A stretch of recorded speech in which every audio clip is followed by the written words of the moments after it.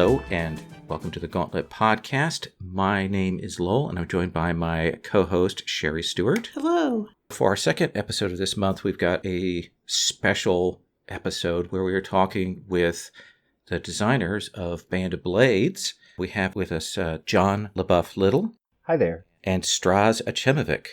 Hey, how's it going? And they were kind enough to talk with us about this. This is a game that has been a lot of discussion on the Gauntlets. We have some people running long-term campaigns of it. I ran a little bit of it last year.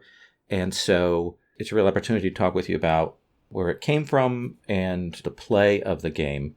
So I do want to say you two are the co-authors of Scum and Villainy. Yes. I know that you also both worked on the indie mixtapes. You contributed to the expansion for Last Best Hope, Straz. And though this is, I don't know if this is a dirty shame or not, I know that, John, you're also a Pathfinder author. Wait, what? Am I? Didn't I see your name listed on that? I think I may have helped on a supplement at one point. Wow, John, you never told me this. This is amazing. On RPG Geek, you're listed on several pieces. The one thing that I do want to say is I know John actually put out a full-fledged game before. That's how we met. He made Becoming Heroes. Yeah. Oh, okay. There's a lot of love for the Pathfinder people, but I don't do as much of that myself these days, making my own games. But I'd totally forgotten that I'd actually done anything from an actual material thing. See, that's the internet. It keeps all of those things alive and away for a long time. Well, now you're going to have to tell me stories, buddy. Yeah. I have to go look. So, Band of Blades is a game that comes out of Forge in the Dark. And I would like you to maybe start out with both of you giving us what the pitch is. When you go to talk to potential GMs, you're going to talk to buyers. What is the pitch that you're telling them about the game? Hilariously, the back of the book pitch, it was written not by us, but by Fred Hicks. But I think it's kind of magnificent. And I think that if you... So obviously, and this is like a fact about all games, right? You don't make a game for everybody. You make a game for a very specific audience. And if you hope that the game finds its audience. Now, of course, you also hope that that audience is big enough that folks are going to have fun and enjoy these months and months of work. But that's not always the case. Sometimes you just roll the dice. But the pitch that I generally give is I'll ask people hey, have you read something like the Black Company or the Malazan series? Is that your jam? Do you like dark military fantasy? And if people are I don't know what dark military fantasy is, I'm oh, well, let's have a conversation. And so one of the first things we did is we actually wrote the pitch for the world and the rules of the world. And you can actually see those very early on in the book, where we talk about the dark out of dark fantasy comes from horror elements. So you've got scary undead and giant monsters and all sorts of different types of horror. And then the military obviously is, you're a unit. It's a story about something that's larger than yourself. It's a story of a war and a campaign as opposed to just individual heroics. And then obviously the fantasy element indicates that there is some element of the supernatural / magic. We're not expecting giant robots and spaceships. So yeah, that's it. If you say all that, and their eyes haven't lit up, maybe it's not the game for them. But that's usually most... I don't even make it that far into the pitch before folks are okay, tell me more. And then, of course, the second line is, all right, so let me tell you about the Cinder King and his armies of the undead, and how they march across the Eastern Kingdoms, and how the shattered remnants of the Legion are retreating, hoping to plug a hole into the Eastern Kingdoms and give humanity one last chance to survive. And at that point, if their eyes haven't lit up, you're really out. So that's really how I do. John, do you have anything to add to it about your thoughts on pitching it? I think that's exactly center of mass right there. So I have to say the text itself is beautiful. And myself, when I first read it, I was kind of scared because it's not like I think of myself as a dark military person. I didn't have any sense of that. But reading it, you see the tropes and everything, and well, maybe I would be the audience for this. So it is a beautiful text. And if you aren't certain, but some of it sounds interesting as you go through here, you definitely want to take a look at this because it is a beautiful, beautiful book with excellent description all the way through of what the setup is. That's really great to hear, actually. We've poured a lot of ourselves into the text and trying to make it convey the passion that we have for the material. It's really cool to hear that that's coming through. That's good. Let me give special props to John on that comment, because one of the things that most people don't know is that we actually divvy up the writing. So a lot of the examples are written by me, but the majority of the text, I would say like most of the heavy lifting for the actual typing of the text is John. So if you feel like this stuff is really accessible, then good job, buddy. I will say, and this is not a knock on Blades in the Dark, but both this and Scum and Villainy feel really accessible. They do a good job of presenting the material. They present it in a logical way. It feels even a little bit more open. That where we have the setting and background, it isn't, I don't want to say in the way, but it doesn't add into the cognitive load. I feel like we're getting a good balance of that. The overall frame we kind of stole from Harper, because he did a really great job with Blades in the Dark, like lining out the order in which you present the concepts. But Strash and I have spent hours talking about core concepts of each universe and really understanding for us how things work, like what is a chosen and how do these magical forces work, what is the Cinder King's real agenda. And so there's a lot of stuff that we don't put into the text that comes through despite that, because we've talked about it for a long time. And I think that's actually really important for generating a text that has that level of clarity, because all the questionable parts we've already talked about like a dozen times. I want to add just a couple of quick things. I'm best known, probably better known than for any of the games that I've written, as a playtester. And so one of the things that happens a lot is a lot of playtesting. I have 6 full campaigns of Band of Blades under my belt. We're talking 100 games roughly that I've run before, or played in. That's not true. Yeah, I haven't just run, but like that before the book comes out. And one of the other things that I want to talk about is the fact that our table at home is actually not composed. Sorry, it's got nothing to do with compromise. It's not composed of basically like indie game pros. Mm-hmm. We've got a very varied table. We've got a guy that's mostly a story gamer and reads a lot of games. We've got a guy that's never played anything other than D&D for the most part until he met us. And we've got a guy who just mostly board games. And so that's our home group that a lot of this stuff gets run by before it ever goes to like a con or anything like that. And so we have to correspondingly explain things to them in a very different way. When you make something like a PBTA Ashcan, you have an assumption that the people that are playing it know that PBTA means powered by the apocalypse, and that they can extract certain things from there further on. But for us, a lot of this stuff, the accessibility that you're mentioning, comes from the fact that we have to learn how to explain this stuff in a specific way, and we have to make it pretty easy to access, even for a home table, before it ever hits our fans. And so that's something that's important to us, because like we really believe that, gaming is for everybody. So we want to see more people give this kind of stuff a try, and also it builds into some of the design. So for those of you that have looked at Band of Blades, I think that there is a big component that you can see about the fact that we distributed all the GM load across the different roles.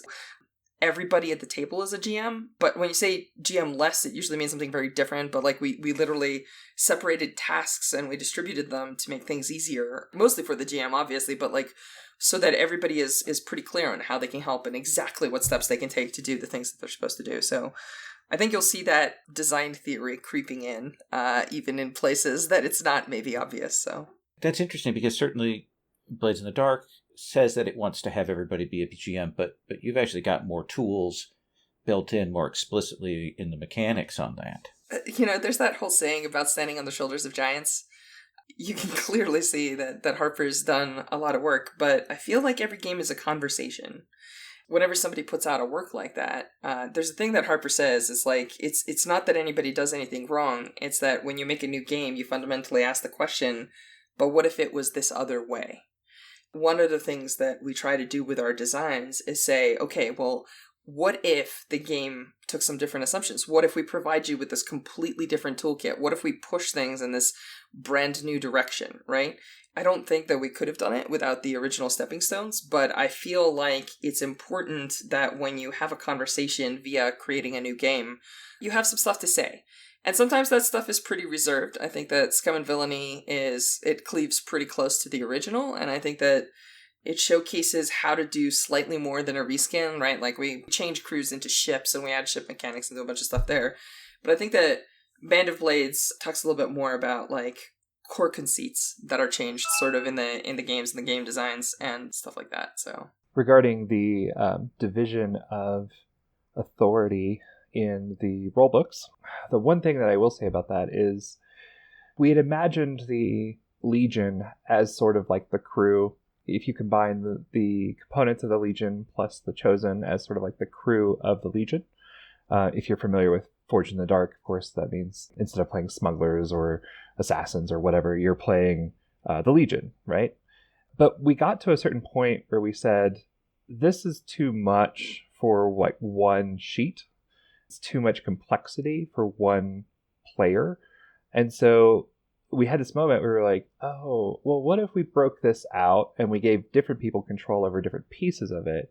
And I think a lot of the stuff that, like the really good parts of the rulebook system fell out of that like initial approach of like trying it one way, not seeing it work, and then doing it a different way. Let's actually break that down. We have a very different structure of the playbooks. Can you describe what we have in terms of the Legion themselves, and then the larger roles, what those are? Because I think it is really cool to give people a sense of what they're going to be seeing when they go into Band of Blades. Absolutely. In terms of the rulebooks, you have, and I should talk a little bit about the rulebooks versus the playbooks. So the Legion is broken up into two different kinds of approaches. You have the rulebooks, who are sort of like the generals and the command staff of the Legion, and you have the playbooks, who are the rank and file people who are out on the front lines. The rulebooks are there to facilitate what is in Blades of the Dark more of the downtime campaign style play. The playbooks, of course, are there to have missions with. On the rulebooks, you have three basic rulebooks: the commander, the marshal, and the quartermaster. And on the playbooks, you have, half a dozen really cool concepts, including like your melee fighter, your medic, your officer. There's just a bunch. In terms of the actual stuff that they do, the commander is there to set mission priorities and figure out what missions you should go on. The marshal is there to decide who goes on those missions. And the quartermaster is there to decide which resources will be spent to make sure those missions succeed. There are also two other rulebooks, and we generally say this is a 4-player game. You can stretch it to 5. That fourth rulebook is either going to be a Spymaster or a Lore Keeper. And the Spymaster has a bunch of spies that they send out to go learn things and or manipulate the world at large. And the Lore Keeper has a little bit more narrative control. They have the ability to say, these are the values of the Legion, and these are the things that have happened to us in the past. Quick side comment here. Part of the reason why on a mission you zoom in and you see the lives of the soldiers, and it's usually the soldiers that you play in the like downtime scenes back at camp and stuff like that too, is because we want people to see them as people and to understand sort of like how this war and this whole event is affecting everybody on an individual level. But one of the things about the military part of dark military fiction is also about understanding that you're part of something larger. If you watch a Hollywood movie, usually it's not always, but usually these kinds of stories are about heroes, about an individual that makes a difference in an entire war. And that's not the kind of story that we want to tell, because there's like 100 games like that. And one of the first things that John does whenever we make games is he sits there and he interrogates very deeply why we're making a game. And one of the questions that he asked me, he said, there's 1,000 fantasy games. What makes this one different? And one of the things that we talked about is how this is supposed to try and get you out of that mindset that you're the single lone hero that's going to make all the difference, right? The only permanent character you have is actually a role that guides others.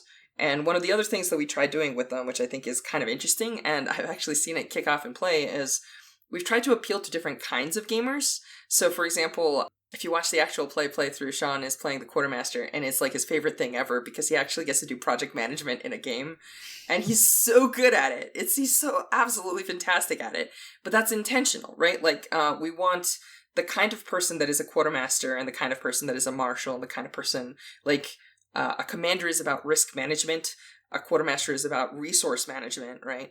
And so the marshal, for example, actually gets to make all the characters. If you are the kind of person that's like, no, I want to play only one character, choose the marshal. You'll always get to say who goes on a mission and who's in charge, so you can always give yourself the same character if you really care.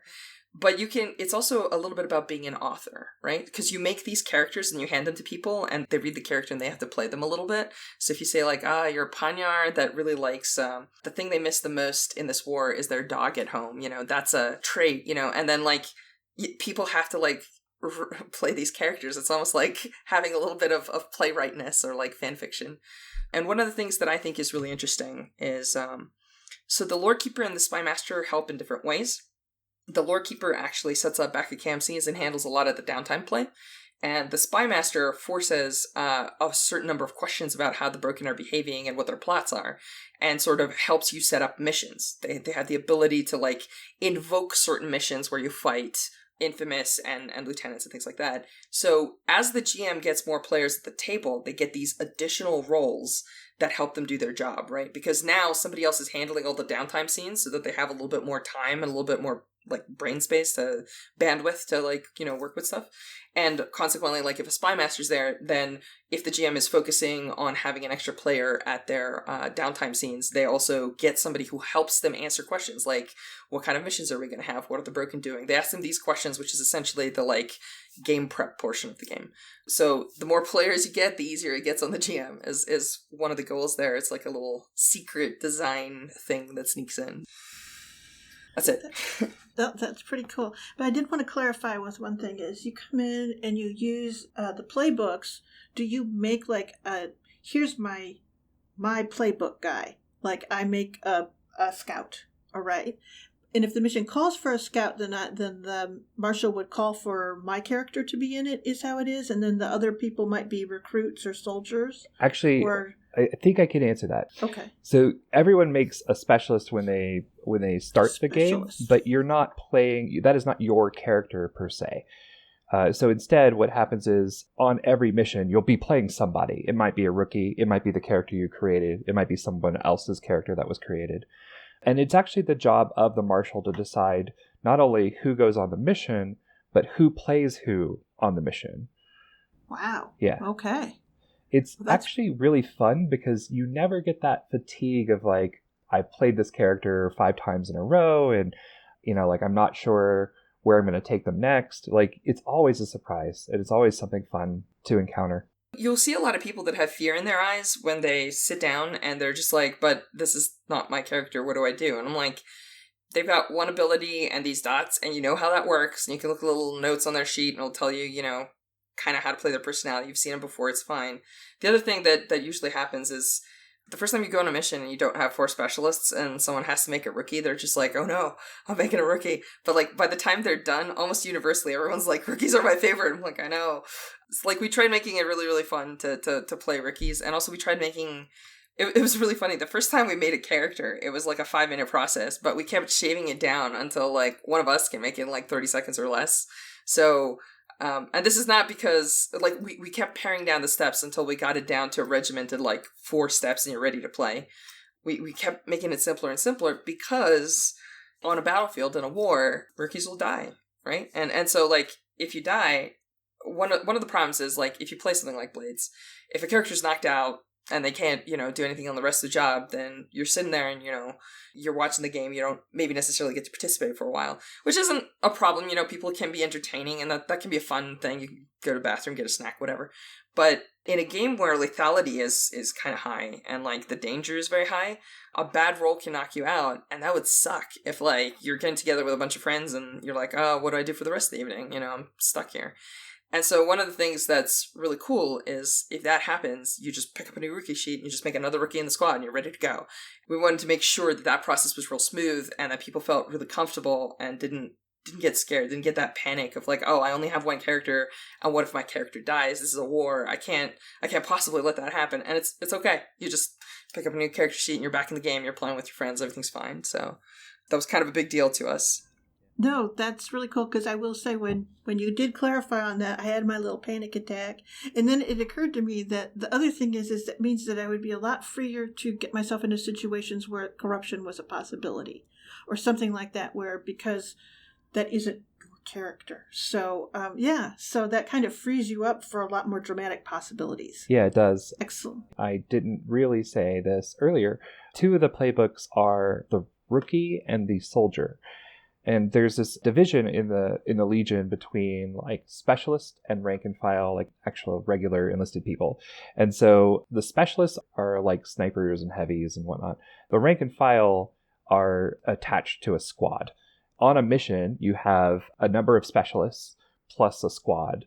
And so that's what Strash is talking about, is like whenever you, like if you were playing a specialist and you die, then you just pick someone up from the squad. If you were in the squad and you're playing someone on the squad and you die, then you pick someone else up from the squad. And so there's like this almost this pool of characters that are on the mission that are waiting to be defined, that you can just define whenever it needs to happen. And we've done that when like people are knocked out or they get separated, right? Like if someone's on the mission and you find some survivors and you want to lead them to safety, then that person's not on the mission anymore. It's cool. Just pick up a new sheet. It's fine. Blades in the Dark has a pretty definitive play sequence structure of setup, engagement role, mission, downtime. Can you talk about what the play structure, what the flow is for Band of Blades? It's a fairly involved set of steps, but it's all very described in the book.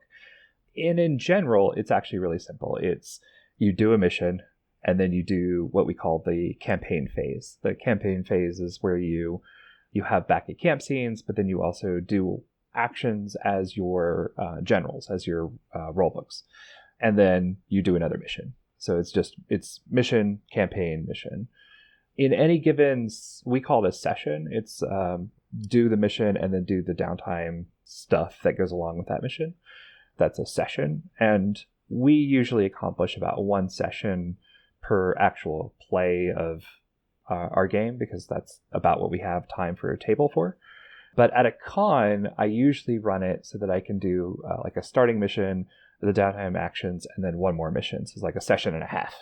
Oh, wow. So it depends on how quickly you're getting through your stuff. If you could take just 1 minute to explain what the Chosen and the Broken are for people who haven't read the book. That's very good. Yeah, the Chosen are the incarnations of the gods made into a physical form. So they are people that have decided to make a deal with a god and then have infused themselves with the essence of that god and have transformed into these divine avatars. That is one of the few, if only, ways that proper magic gets done in the world. So Chosen are the source of pretty much all of the stuff that we would consider magical.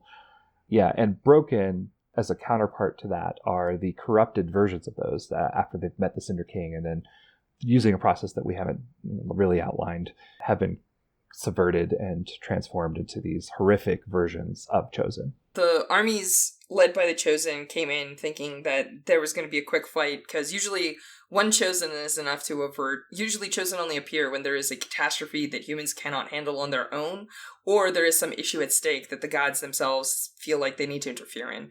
If there is going to be, like, I don't know, some giant curse, humans can't do magic, so they can't fix it. And then a Chosen will appear, will handle the problem, and then this melding is not perfect, so most Chosen burn out after a period of a couple of years. So like when you make this deal with a god, you know that you're going to do something great, but ultimately it's going to kill you. When the Cinder King appeared, this unheard of number happened. Like usually 1 Chosen, maybe 2 appear, and that's plenty enough to handle whatever the problem is.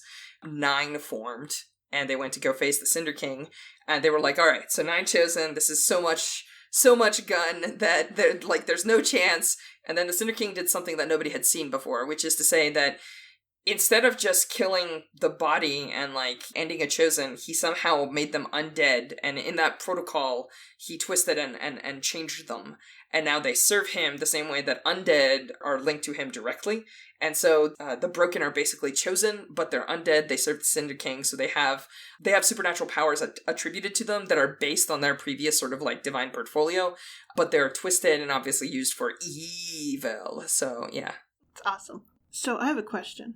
One of the things that I think is pretty brilliant in here is the way that you define the themes of your campaign, which is by choosing your broken and your chosen. So talk a little bit about those elements of your fiction, of your world.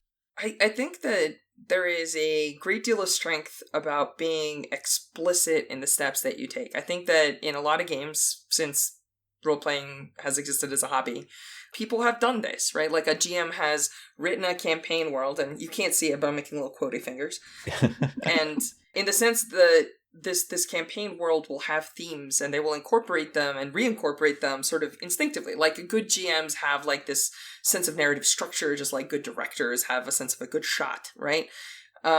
But I think that the more we develop as a hobby, we are doing less by relying on the GM to have these intrinsic skills and more by trying to be explicit about what we want in our games. And one of the things that is not talked about a lot is discussion with your table. It's not in rulebooks. It's just assumed to be part of our culture. Pardon my orcish, but I think that's bullshit.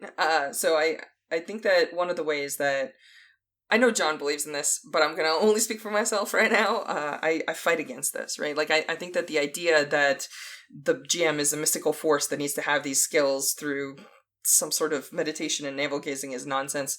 So I try to incorporate into my rules steps that I think a healthy table should have. Talk about your themes.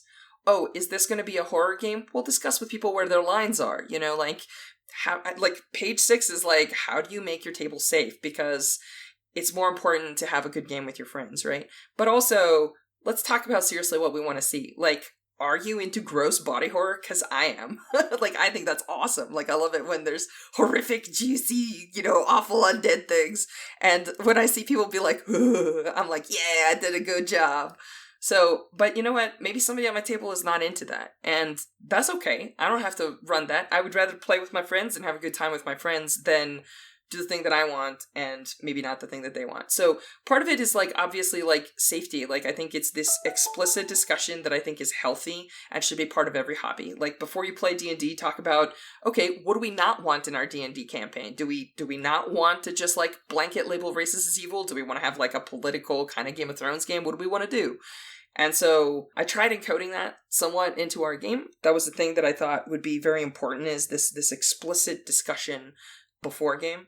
So let me step away from the mechanics and the design and just talk directly. John and I had a lot of discussions about this. I was like, I think we need to have chosen. And John was like, why? And I'm like, well, some of the example fiction, like if you take a look at, the Black Company series, they have like the lady marching alongside, the Black Company and things like that. But I was like, one of the things that I talked about is that I need the players to understand that they are not the biggest gun. That there is more to a war than just their personal problems and their personal desires. You're not fighting out of the loyalty of a loyalty to your king. You're fighting for survival, sure, but also there is this meta plot. There's this greater than you story arc of people that are making decisions above your head that you might not actually have a say in, right? Like, so the reason Blighter is fighting, the reason Render is fighting is completely, like, largely inaccessible to, like, sort of like the ground level soldier. And also, I think that there is a really big case in military fiction for things that are bigger than a human, right? Like, a battleship is a force that is larger than any single person. And so, if you're going to represent, one of the things that we don't see in a lot of military fiction is this, like, support role for the people on the ground, right? Like, if you're gonna have your chosen on the battlefield, it's like placing a tank or a giant cannon embankment, and then understanding that it doesn't just win the war because it's got a big die pool or it can fire a large shot. It's gotta have all of these, like, support people protecting its flanks, defending it, clearing the path for it, working on a different angle while it provides suppressive fire. And so some of this is about, like, the military themes.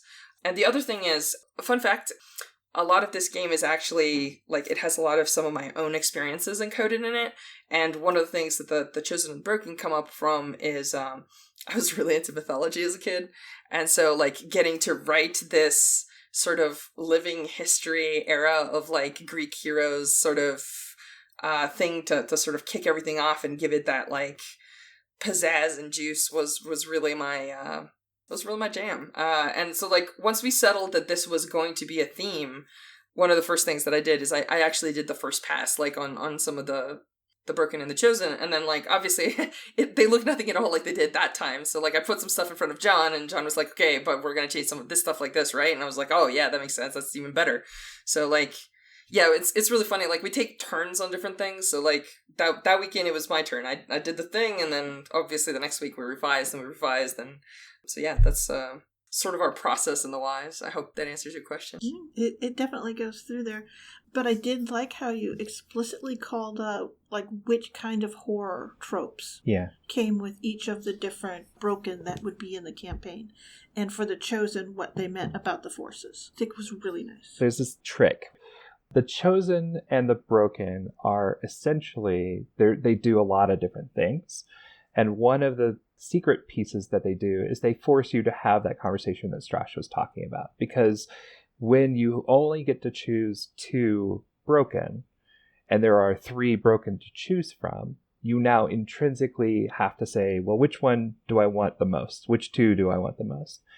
When they are separated into these ideas of, like, well, this is going to be more about, like, mad science, and this is going to be more about, like, just raw, like, body horror or whatever, then you start to ask yourself, well, like, which of these themes am I more interested in? And then you have that conversation at the table. So it's like a secret way for us to, like, convince you to have that conversation. And it also is, like, a really neat modular way for us to plug in potentially new content or to have more replayability in our games. This is a thing where, like, again, like Strauss was saying, we playtest a lot. And the thing is that if all of the campaigns look exactly the same, then that playtesting can get very stale, and it's very difficult to, like, find the motivation to do a good job, like, driving out all the issues. So if there's some variability from the themes, from the heroes, etc., that sort of stuff, then you get more engagement with yourself as a designer. Mm-hmm. It's neat. You also tie, like, different units to different Broken, so that essentially they become a strategic choice as well. You know what kind of units you're going to hit, maybe, if you're dealing with them. Tell me what your favorite unit was.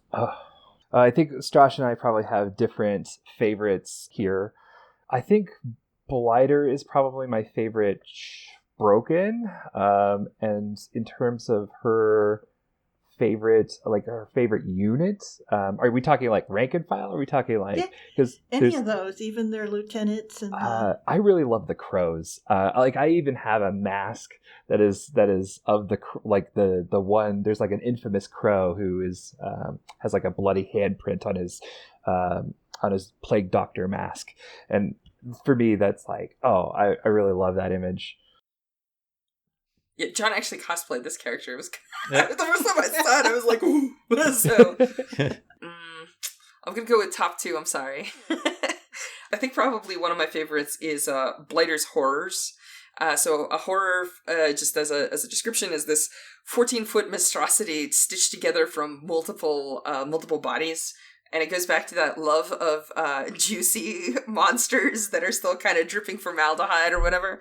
And I think that the way, like, when you describe some of those things on a battlefield, like, you see people's eyes get really wide, and I love that reaction. It's like a roller coaster where, you know, we're in a brightly lit room around a table and we're all gamers where nobody's in danger, but I put this thing on the table and everyone has, like, a very visceral, like, OMG, my character's gonna die, like, kind of feeling, and it's really fun. The other thing that I think I really like is there's a particular unit, and I've seen some wild stories done with this. There's a Broken named Stormbreaker. She's got kind of, like, witchy magic, sort of like in the vein of Vavitch. And in particular, she has the ability to carve like, one of her troops has the ability to carve sigils into people, and then they become, like, mind controlled. And so in particular, there is a specific lieutenant of hers called, I think it's is it Elia the Passing Curse? Oh, yeah. And I've seen actual, like, entire sessions where there is exactly one undead on the table, but you get, like, John Carpenter's The Thing, where you realize that one of you is cursed and you're not sure which one, and then you have to play the, like, which one of us in camp is going to murder the rest of us if we sleep kind of thing. It's really tense, even though the actual, like, physical danger level is low, right? Like, the same way that horrors can, like, throw an entire cart and have it explode on a bridge and everyone's like, OMG, it's so strong. This has absolutely no strength, but it has, like, all of that, like, creepy tension, and I love that. So one of the things that people asked me, I put forward onto the gauntlet about questions that they had for you, is at what point did you know, okay, this is going to be 12 sessions, it's going to be a limited thing, we're going to build it with this structure. Did it start that way, or did that come later? Man, so that's a really great question, and the answer to that is probably layered. So let me jump in and say a thing real fast, and then I'm going to pass it off to John. Almost universally, if we make a game, you're going to see three things answered, which I think are fundamental, important questions that every game needs to answer. The first one is, what do we do first? You'll see that in Scum and Villainy, and you'll see that in Band of Blades, is we give you the first session. We're like, yeah, we've run this like dozens of times. It should be pretty smooth. This is how we run it. These are the notes we make for ourselves. We're just going to encode it as a first session so it's easy for you to run. The second question is, what do we do next? So like in Scum and Villainy, you have like the follow-up missions that are attached, and here we have obviously the protocol that forces you to generate the missions and the roles and the downtimes. And then the last question that I think most games don't really address, maybe super great. Like there are plenty of games that do this, but there are also plenty of games that don't, which is, how do we know that we're done? And I think that that's an important question to ask, because there are some games where there is no answer. It's just you play until you decide not to anymore, or someone has a kid and can't play anymore, or whatever the endpoint is. But I think that it's important. I think it's important for us as humans to sort of have like rising actions and conclusions, and also it helps me as an adult to sit down and look at a table and say, all right, so I have this game and I think it's really cool, but I need everyone to commit to X number of sessions. And I think that that's helpful. I think that for a long time we were running only one-shots, but that caused its own set of problems, and I think that being explicit is really big. And now we're going to pass back to John. Sorry. No, that's all of that is a very important fundamental layer on which the next answer sort of rests. And that is that we decided someone early on that we wanted this to be sort of not the story of a legion that is walking into battle and then is going to just beat the Cinder King because of their place in the story, right? We wanted this to be, well, okay, let's imagine that you had that, but then that went terribly. And now you're coming back and you're trying to run away from the defeat that you had. Like, that's a much more interesting story in some regards, because like we've heard the story of, like the heroes who are almost anointed, and actually in this case, literally backed by the gods, like go into battle and then receive this defeat, and then they have to retreat, and like, what is that like? So that's the thing that we really wanted in the game. And then there was a discussion with Strash and I for a while about how do we properly represent that. And one of the ideas that we had in mind was like, okay, cool, so you're retreating across this country called Aldermark. What can we do to make that, I guess, more interesting, or less like, I'm going to circle around and do... This is a much more concrete way of saying like, oh, well, you have to get to Skydagger, right? That's the goal of the game. It's good because it gives the players a concrete goal of like, okay, you're very clearly going to a place to try and like essentially regroup. So we were like, okay, so you have to get to Skydagger. And then at one point I drew a map. I was like, cool, so let's put some places on here and imagine that you have to go down these particular roads. And some of that actually, I'm going to say, was inspired a little bit by some roguelike games that I've played, like, I don't know if you've ever played FTL, where essentially you're moving across a map and then you're trying to escape certain death by just moving further along. And that was the sense that I wanted for the Legion, is I wanted this pressing sense of urgency where you just can't go back to the places that you have left because they've been destroyed and overrun by the undead. It gives you that sense of like, every time you choose to advance, you're saying goodbye to a place, which I think is a very good narrative beat. There's a lot to it, I want to say. There's like a lot of like reasons why we did it the way that we did it. Let me just add 2 quick things. One is, John asked me really early on about war stories we haven't seen. Exactly what he said about, yeah, we've seen, the army that's going to go into battle, and we want the players to come up with clever strategies and be victorious. We've seen that story, and we've seen that story in movies, and we've seen that story in books. But one of the things that is really deeply tied to this is actually my family's and my personal experiences with, like, World War II. And I talked a lot about, like, the stories you don't hear is about, like, retreats over mountains where you lose, like, 3/4 of your units and, you have to recuperate on the other side. But that is a key piece of victory. It's about, like, sacrifice and dealing with loss as opposed to sort of being the chosen heroes with the prophecies. We talked about, actually, when we first started talking about it, we're like, oh, okay, so we're going to play this from start to finish. And then we realized that it was too big a story for that. So we contained it to one campaign, which is this retreat. But I guess we give your viewers a little preview. I know that the second campaign is surviving a siege. So it's going to be like a little bit like a tower defense game. It's the Siege of Skydagger Keep. So how do you deal when the food runs out and things like that is some of the important questions that you don't see in a lot of like heroic fiction. You hear it mentioned, like there was a siege of, Leningrad, but you don't actually like, that's not the games that you usually play. That's not the games that you usually see published. And this goes back to that fundamental question of like, how is this different? What do you want to say that's not the same, right? Like, obviously, there's a lot of things that are the same. So I'm not going to pretend that we are unique in every way. But like, we definitely tried adding some elements that were A, personal, and B, maybe not super common. I think one of the things that strikes me, and immediately when I read it, is you have built into the structure of the campaign incredibly meaningful choices for the players. These are choices are not just, we'll go here, we'll go. As John said, they're definitive and they're going to shape your experience and you can't go back and you've got to balance them. And that's not something I've seen in other games. Other games just don't build that in. Yeah. So there's another secret thing that we did. This is like if you talk to a game designer for long enough, you'll be like, oh, I did this thing that I thought was like a cute trick. And we have this common saying of game design is mind control, which is like you're always doing something like to promote someone to think a certain way. So we do this thing where we say, okay, every mission phase, you're going to generate a certain number of missions. And you can only go on some of them. Like, so you generate 3 missions, and then you must choose 2. So the third one, you fail automatically. And there's a lot of small reasons why that's actually really important. One is that it gives you that sense of we don't have enough material and or resources. There's always that sense of like, I want to do more, but I can't because we literally don't have the people. Another one is there are consequences. So when you don't do a third mission, that mission, whatever it was, if the undead were trying to create some sort of new monstrosity, well, the next time that you play missions, that new monstrosity shows up. And so it feels like, oh crap, all the stuff that we don't do, it has a meaningful reason.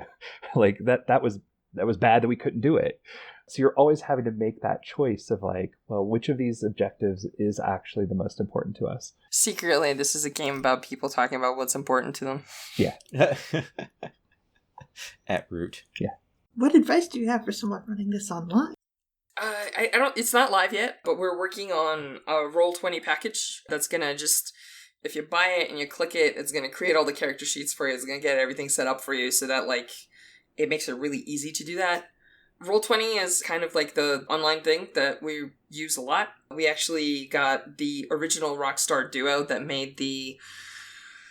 I don't know how else to put this, so if I'm insulting someone, please do not take it that way, but the Rockstar duo that made the, like, professional grade Blaze in the Dark sheets are Tim... Oh, yeah. Yeah, Tim Denis and Jakob, and we literally, like, Sean did all this work, by the way, so, mad congrats to Sean Nittner, but he reached out to them, and he convinced them to actually make Band of Blades sheets. So the official Roll20 sheets should be out, everyone should have access to them, you can just make a campaign, click Band of Blades sheets.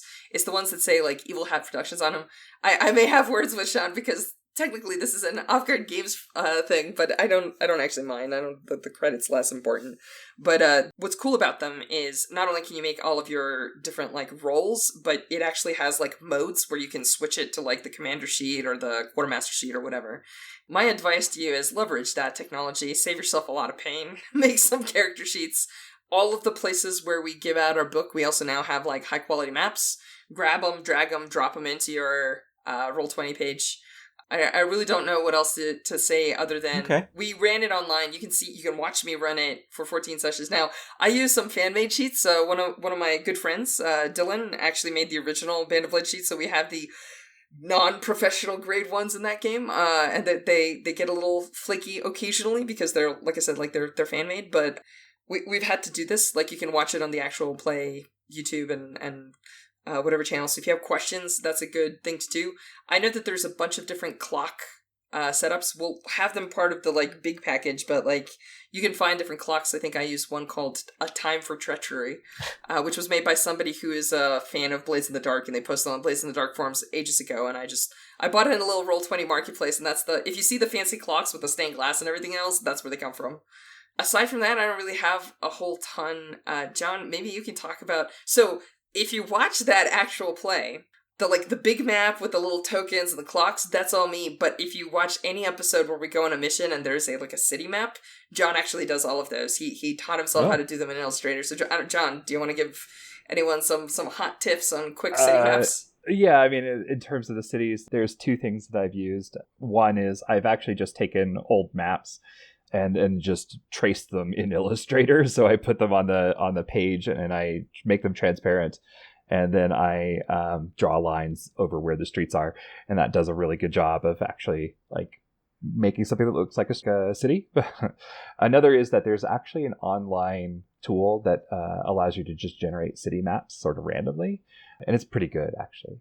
So those are the two tools that I use there. I will say that from an online perspective, Band of Blades is really compelling for some of the reasons that we talked about earlier about characters being very flexible. So when you join in your game, if someone is missing for one session, that can usually be okay, because you can just say, cool, well, we're going to do this mission and we'll have you play the rookie and we'll have you play the specialist, and it'll be fine. And then if you have someone that can occasionally make it, you can have them drop in and play like an extra rookie or something. So that's actually really very cool about the online play that I don't think is necessarily true in more character-focused games. For instance, in the game of Band of Blades that actual play is doing, that Strash is running, or just finished actually, I managed to drop in, and it was really cool, right? Because I was able to just show up and then grab a new character and then play, and that was really fun. Oh, accidentally, for anybody who's a streamer, this was not part of our game design goals, this just happened. Apparently, this game fits really well into a 4-hour staple format. It has nothing to do with, like, intentional design, it just, apparently, that is roughly how long it takes to do intros, outros, run a mission, and then do a downtime set. So, it accidentally fell into, like, a really good streaming format that way, and it also fell into really good kind of what to run at convention. So there are some, like, strange choices that maybe, like, aren't immediately intuitive. Like, one of the things that we realized at conventions is that by running this over and over and over, we realized that if people, this, again, anecdotal story, sorry. I guess that's what you get for having us on podcasts. Yes. But one of the things that happened was initially, like, with our first design was everybody makes role books, and then we go on a mission. And then when the mission is done, then you do your roles, downtime stuff. But people had a lot of cognitive load. They would say, like, wait, hang on, how do we pick these roles? What do they mean? How are they related to these characters we're going to be playing? They would make a role, which would take a bunch of their, like, bandwidth, and then they would play the game, and they'd forget a bit about their role, and then they would have to context switch and not understand how like the two are necessarily related and everything else. So we just found that it was like a lot smoother to have everyone make characters and have like a little mission first, and then do all of the like role stuff immediately afterwards. That was actually something that John brought up, and we just kind of hammered out. So like, yeah, we tried making this as smooth as possible, sort of to pick up and play. And I'm hoping that some of that will leak over into your question about online play, which is to say that give it a spin. We tried lowering the bar for entry as much as we could. We made you sheets. We made it as smooth as we could. So like, maybe just the only advice I have is don't be afraid. Give it a try. I know that it sounds really complicated, like, oh, I'm going to have to make so many sheets, but you don't have to at once. You just need to make a couple of sheets to start and just give it a spin. Actually, I'm shocked, Lowell. I watched when the alpha, beta, whatever it was came out. Yeah. I watched your play. I watched your YouTube video, and it's really funny because like sometimes you hear people like ask questions. They're like, "Well, why does my medic have more dots?" And I'm like, "I know the answer." But like, I watched your play, but I didn't know that anybody else was like playing it on the Gauntlet. And you're like, "Oh yeah, there's people with like entire campaigns." I'm like, "What?" Yeah. Now, and here's the thing is, and people are setting this up because they're excited about the final book. The final book is, as Sherry said, is gorgeous. It's gorgeous. And it plays into the thing that we do on the Gauntlet, which is open play, where you're not going to necessarily have the same people from week to week. It might be broken up into blocks. And it didn't even occur to me until you were talking about it, how much this does play into that. And I think that's great. Yeah, I wasn't even really aware of it until I was asked to jump in because someone was going to be out for a convention during the Band of Blades game. And they were like, well, you know how to play, so like, would you like to jump in? And I was like, yeah, I kind of would. So that was really cool. That's actually really amazing to hear, because some of that is not intentional. I think it's a byproduct of some of the other design choices that we made. And hearing that is actually kind of wildly gratifying, because it tells me that like if you think your choices through and you tighten some stuff up, then it can be expanded. And I hope that inspires some of your awesome players to maybe make other games in this way and take some of these ideas that we've incorporated into this. And I would be excited to see what sort of games they make that encourage that style of play, because a long time ago I played a little game called Ars Magica. Ever since then I was always thinking about, where is troop style play appropriate, because it's this wild concept that kind of like did that galaxy brain exploding mind kind of meme to me when I was a very, very, very young gamer in my early teens. And so not being afraid and trying different play styles. It might not work for every table. There are some people that just really love having their one character, in which case you should play the Marshal. But I'm hoping that people are willing to try something different. And I hope that that also inspires them to maybe be a young gamer that many years later does something like this. Actually, let me say one thing. We have this relates to your question about dividing it up into partitions and having that very strong sense of like, what do we do first? What do we do next? Like, what are the steps, sort of like phases? And we have a shocking amount of board gamers that were roleplay curious, but were afraid to try role-playing games because they don't necessarily know what to do. Like, if you make a wizard in D&D, like, how do you know what to do? And they don't know necessarily all the tropes, like, oh, well, you're going to start in a tavern and someone's going to show up and give you your mission, right? Like, that's not necessarily, like, accessible knowledge. That's not in the book. It just says, like, well, you roleplay, and what can happen? Well, anything. And so, like, Band of Blades is apparently extremely comforting to them because of these, like, very strong regimented phases. So we've actually gotten a number of comments and emails and questions from, like, strong board game groups that have decided to try this as, like, somebody convinced the rest of their board gaming team to give a role-playing game a try because of that. So it's really interesting because it was not a design goal. It's a byproduct, but it's a kind of a fascinating story, right? No, actually, when I read it, I was like, oh, this is very. It's got those. It's not a board game at all, but it's got those elements in that language to it that they would immediately recognize. So that makes complete sense. It's a gorgeous book. Thank you. It's a super well written book. Speaking about the book, I do want to say, like, we love working with Evil Hat, and one of the best things they do is make beautiful books, and this is no exception. They really knocked it out of the park with this. We were a little nervous about the page count because it is a big book, but it came together beautifully. And the color map is like one of my favorite things about the physical artifact, is like when you crack open that first like page and you're like, oh, this is gorgeous.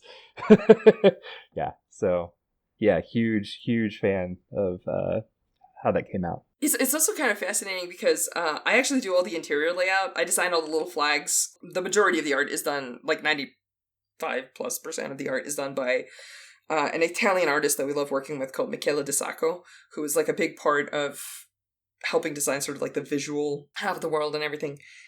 But you send this thing, so you've got a bunch of black and white pages, and you send like maps and other things to Evil Hat, and then Fred Hicks assembles it. And you don't understand it. Even after he's done assembling it, he tells you a story. He's like, this is what I'm aiming for, this is what I think it's going to look like. And you're just like, okay. So you see some pictures and some, like, renders, but, like, when you actually feel it in your hands, it's man, they really know what they're doing. So. Yeah. It is a treat. Well, thank you both so much. Listeners, that's our show. If you want to follow the Gauntlet, you can find us on Twitter at gauntletrpg.com. If you're curious about the Gauntlet gaming community, you can check us out at gauntlet-rpg.com. We have multiple podcasts besides this one. We have our Patreon that supports our monthly Codex zine. We have a couple hundred sessions on the calendar each month and a bunch more. Sherry, thank you for co-hosting here. Wow, it was my pleasure. It was a joy to meet you two. John, thank you. Absolutely. Strauss, thank you. Let me ask you, where can people follow you? Where should they follow you? I'll jump in first. I'm Strash. You can follow me on Twitter at Strasha, Strasa. You can catch me most weeks. I'm usually running something on twitch.tv/actualplay. It's a channel that me and Sean Nittner run where we try to showcase some cool new indie games, and also we reach out to authors and try to get folks that don't have their own Twitch channels set up so that they can run and showcase some of the new games that are being worked on. So hopefully we'll see you there. Awesome. John? And I am on Twitter as @WorldNamer, but I will encourage you all to follow @OffGuardGames, as that is our official Twitter account. I don't really do a lot of streaming myself, but you can catch me at many different cons. I'm going to Big Bad Con. I'm going to go to Metatopia. Yeah, I do the con circuit a lot. So, like, hopefully I'll see you there. Awesome. Thank you, listeners. That's our show.